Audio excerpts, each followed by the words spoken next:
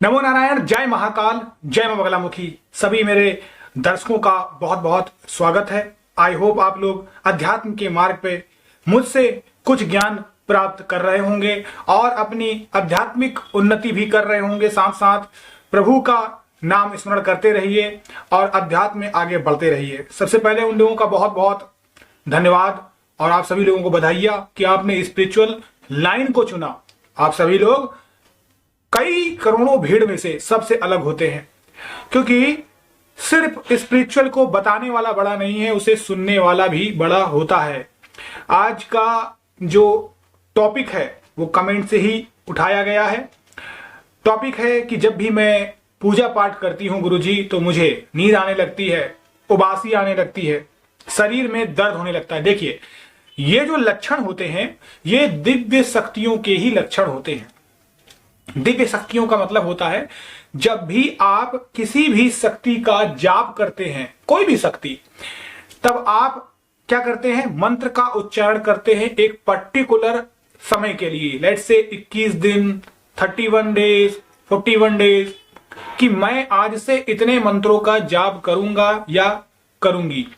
तो ऐसे में जिस भी इंसान ने कभी इसके पहले जाप नहीं किया होता है, कभी उसने एक टाइम खाना नहीं खाया है, कभी वो धरती पे नहीं सोया है, उसने ब्रह्मचर्य का पालन नहीं किया है, उसने लोगों का हमेशा बुरा किया है, कोई भी इंसान, ये जरूरी नहीं कि जितनी बातें मैंने बताई उसमें सभी वो करता हो, कोई भी एक बात इनमें से करता हो, तो ऐसे में उसको निगेटिव एनर्जी घेरे रहती है। अब ये निगेटिव एनर्जी का मतलब भूत प्रेत नहीं है। यहां से निगेटिव एनर्जी हमारे अंदर के भी कुछ छुपे हुए पाप कर्म होते हैं, जैसे आलस आना, है ना, लालच करना, घृणा करना, किसी के प्रति द्वेष का भावना रखना, प्यार के बारे में मत सोचना, किसी का बुरा सोचना और किसी से मतलब मत रखना, अपने काम से काम रखना कि मैं तो अपने लिए ही हूं, दुनिया जाए भाड़ में।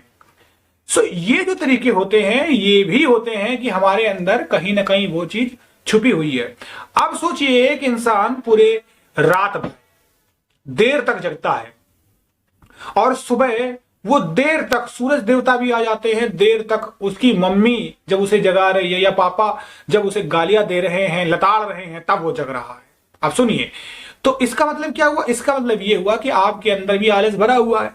अब जब आप एकदम से अध्यात्म की तरफ जाएंगे तो जो निगेटिव एनर्जी है वो आपको नहीं जाने देगी।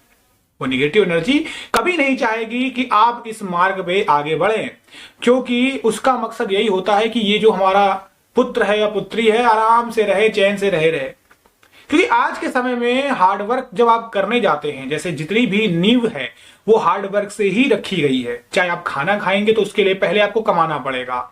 आपको अगर अध्यात्म में आगे बढ़ना है, सिद्धियां पानी, तो उसके लिए पहले मंत्र जाप और मेहनत करना पड़ेगा, प्रॉपर तरीके से संयम रखना पड़ेगा।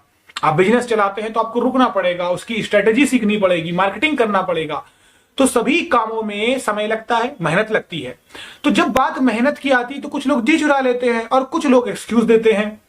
तो इस तरीके से जी आप चुराएंगे और एक्सक्यूज जो है वो आपकी निगेटिव अंदर भरी हुई चीज आपको देगी कि अरे छोड़ दो, कुछ नहीं होता, इससे कुछ नहीं मिलने वाला है। तो ये क्या हो गया? ये है निगेटिव एनर्जी। अब जैसे ही आप पूजा पाठ में बैठे, आपने करना स्टार्ट किया, तो निगेटिव एनर्जी आपको प्रताड़ित करने लगेगी। तुरंत आपको उसी समय क्या होगा? उबासी आएगी, बार बार ऐसे करोगे। क्यों? क्योंकि ये निगेटिव जो फ्लो है वो निकल रहा है। आपको नींद आएगी, आपको ऐसा लगेगा कि मुझे नींद आ रही, मैं सो जाऊं। उसी समय आपको महसूस होगा कि किसी ने आपको जैसे कोई अल्कोहल या कोई ऐसी दवाई पिला दी है, नशा टाइप का एक तरीके से हो रहा है।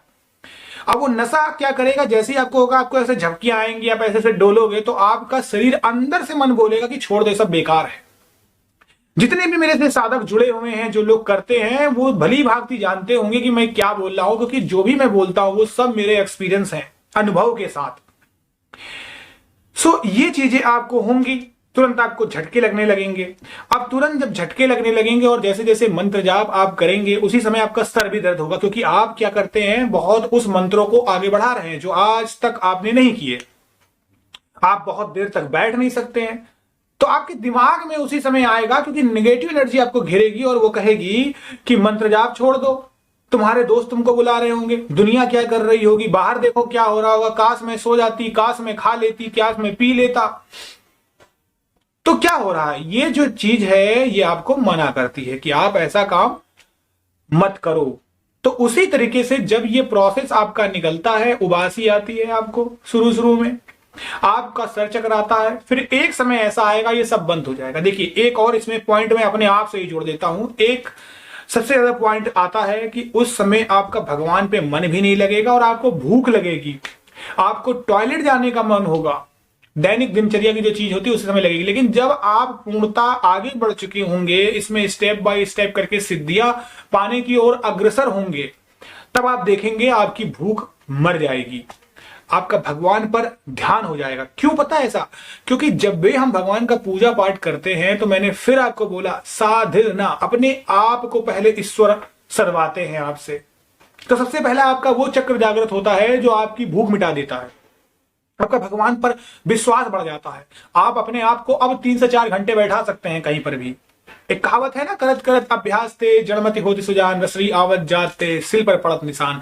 तो जब रस्सी की खिंचाव से एक पत्थर रूपी कुएं पर निशान पड़ सकता है, तो आप तो मेहनत कर रहे हैं ना बार बार बार बार, तो क्यों नहीं आपके आगे जाके पैर सही हो जाएंगे, क्यों नहीं आपके सर में दर्द नहीं होगा आगे? तो ये अभ्यास से होता है। तो ये प्रोसेस जैसे जैसे निकलेगा, जैसे जैसे मलिन चीजें निकलेंगी, निगेटिविटी धीरे धीरे जाएगी। क्योंकि आज तक किसी इंसान ने, सोचिए 30-35 साल की उम्र हो गई, 30-35 साल की उम्र हो गई, तो उसके बाद एकदम से वो अगर अध्यात्म की तरफ जाता है तो जो चीज आपकी ऑलरेडी बहुत समय से, क्या उसको आप हटा लेंगे? अगर आप किसी का नाम मोहन है और आप उससे बोलो कि भैया मेरा नाम सुरेश, बोलो तो बोल लेगा, तो आपको भूल में भी मोहन बोलेगा ना। तो जो ये चीज है बुरी, वो थोड़ा टाइम लेती है, धीरे धीरे सब सही हो जाता है, भूख प्यास सब खत्म हो जाती है, आपका इंद्रियों पे कंट्रोल हो जाता है। यही सबसे पहली शक्ति सिद्धि की निशानी होती है। तो ऐसा जरूरी नहीं है कि शक्ति सिद्धियों का मतलब है कि ईश्वर आपके सामने आए आपको वरदान दे।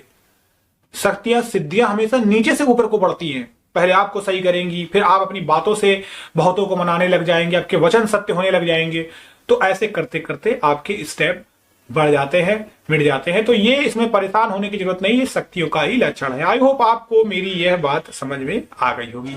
सो अगर बात समझ में आ गई है तो जय माता दी लिखें और इसी के साथ मुझे इजाजत दें। नमो नारायण, जय महाकाल, जय मां बगलामुखी।